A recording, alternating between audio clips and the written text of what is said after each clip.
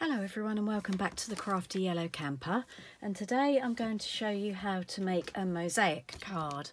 There's no stamping involved in this card at all, apart from if you want to add a sentiment to your card.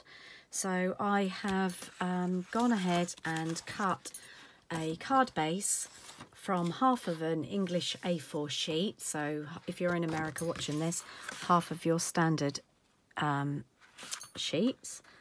Okay, and I'm just going to fold that in half, and that will give us a card base that is 10.5 by 14.8 centimetres.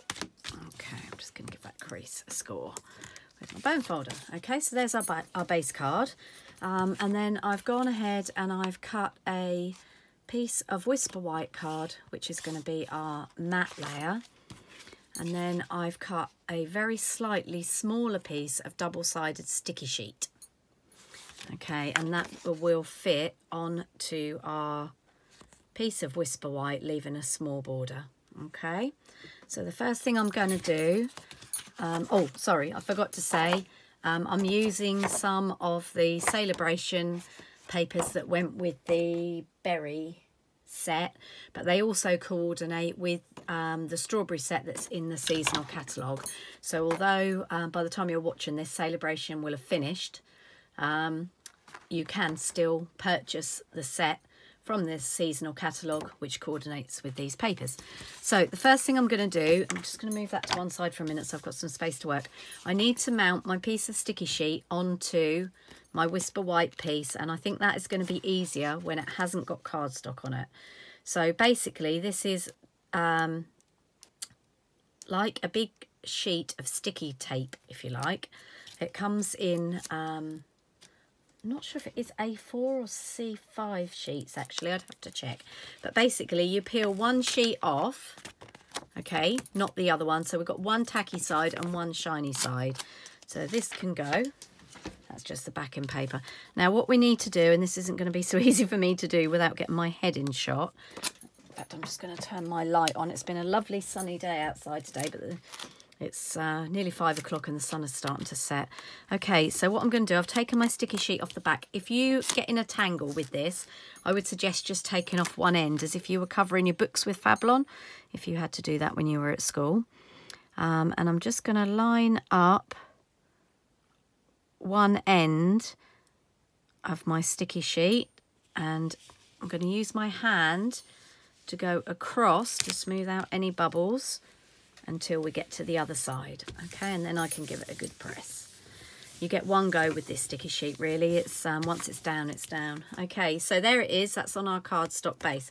Now before we take the top off that sticky sheet, I'm going to get my piece of cardstock, and what I'm going to do is just bring in my trimmer, and I'm going to cut that down to, let's have a look, yeah, about, I'm going to cut a strip that's about 5 centimetres wide, and I'll move the rest of it out of the way and you'll see why in a minute. So what I'm going to do is then I'm going to cut, using my scissors, this sheet into triangles. It doesn't matter, you don't think you have to measure them, they don't have to be perfect. You'll see why in a second. So I'm just going to work my way down that sheet and cut some triangles. Okay, so you can use whichever side you like. This is double-sided paper, and I will probably use both. So the next thing I'm going to do is I'm going to take off the top sheet. So this is now sticky, so we're going to dispose of that. Okay, this is the point where you don't want to get things stuck, okay, apart from your fingers maybe. So what I'm going to do is I'm gradually going to use my triangles to cover. I'm trying to get my first piece to cover the corner of that sticky sheet, but it doesn't really matter. And what I'm going to do is I am going to layer up my triangles, but I'm leaving some gaps. I wish I knew how to fast forward this for you so you don't have to watch me painstakingly sticking pieces of cardstock or paper down. So I'm just trying to make sure that I haven't got too many pieces that are the same next to each other. And just randomly cover, so that one we'll have there, randomly cover your piece of sticky paper. So I'm going to line that one up. I'll try and roughly line that up to the edge.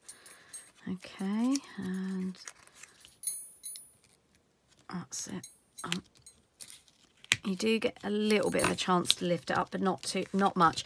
Don't worry if it goes over the edge, like that piece of mine has just gone over the edge of where it's sticky and onto our Whisper White card mat, because you can bring in your snips and just trim it off. Okay, so that's that piece.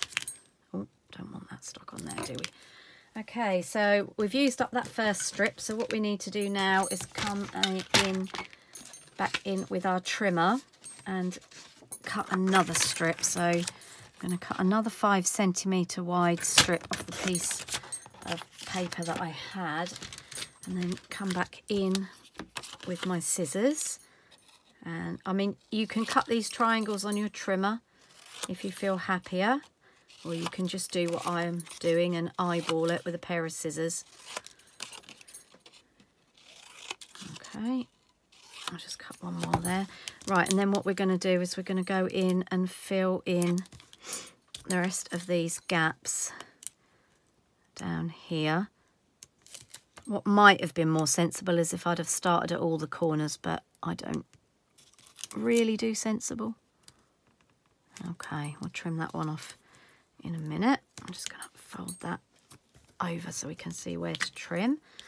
Okay, I'm going to come in over here with some extra bits. It's going to go in there. We need a piece on there. If you find it easier, what you could do is not stick this to your cardstock, and then that will make it easier, obviously, for you to trim up the bits that you don't want. I've sort of gone about this the backwards way, really, but you might want some of these little edges that you're taking off to fill in.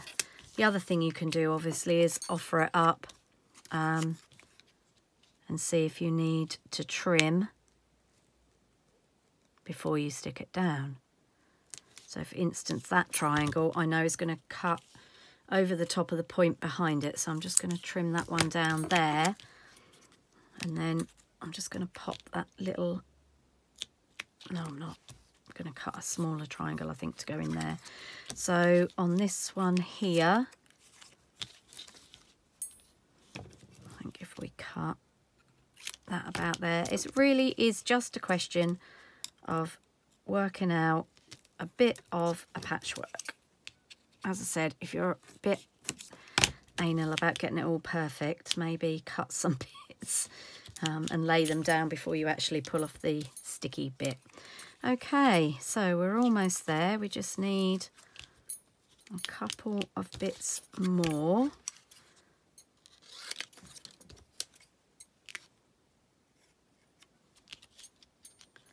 Just going to cut a piece across there.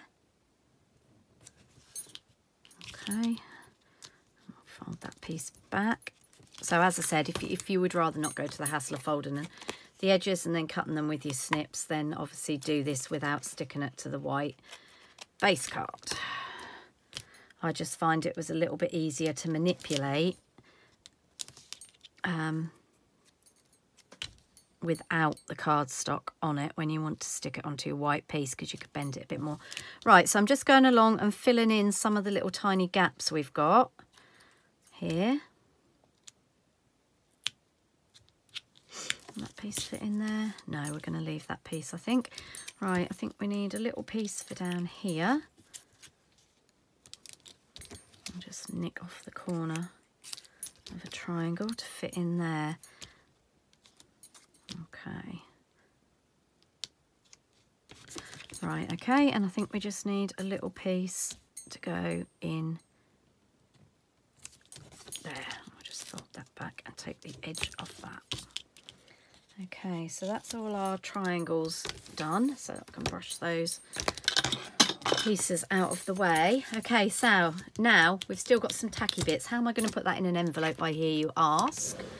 Well, what we're going to do is I'm going to bring in one of our new products that we've got, and these are gold gilding flakes. So what we're now going to do, I'm just going to slip this onto a piece of scrap so I can tip off the excess. Okay, so I've just got a piece of scrap cardboard here. Oh, I missed an edge there. Let's just take that off. Okay.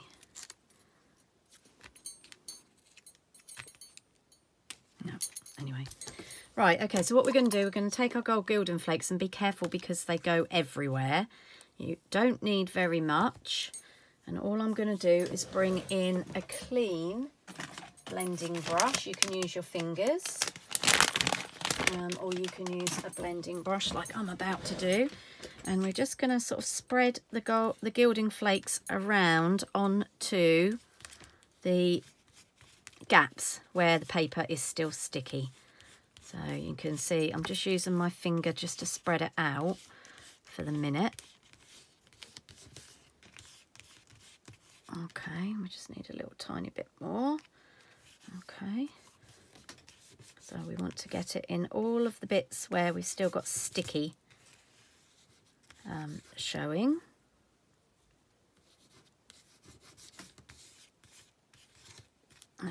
A little bit of this really does go a long way, as you'll see in a minute when I start brushing it off. So we are just given a little cover. And don't forget, the bits that you do brush off can always go back in the pot for another time. My pot's fairly new, which is why the flakes look quite big, but it does still work when you're doing this kind of technique with little bits. I just want to get as much as we can of that sticky sheet covered. Right, okay, so I'm just going to shake off the excess to start with. It might not be real gold, but it's still precious. Okay, so let's get rid of that. Don't sneeze. In fact, everybody hold your breath. It goes everywhere. It's messy, but it is fun. Okay, so I'm just going to tip those bits back in the pot. So you can see it looked like I pulled a reasonable pinch of that pot out, but it's not too bad. There are bits flying everywhere, so I'm just going to put the lid on. Okay, then what I'm going to do is I'm just going to come back in, and this is where I'm going to use my blending brush, and I'm just going to rub that over just to remove excess that we've got, and just to help press down the bits that are stuck to the sticky sheet. There we go. We also sell heat and stick powder for using the gold leafing.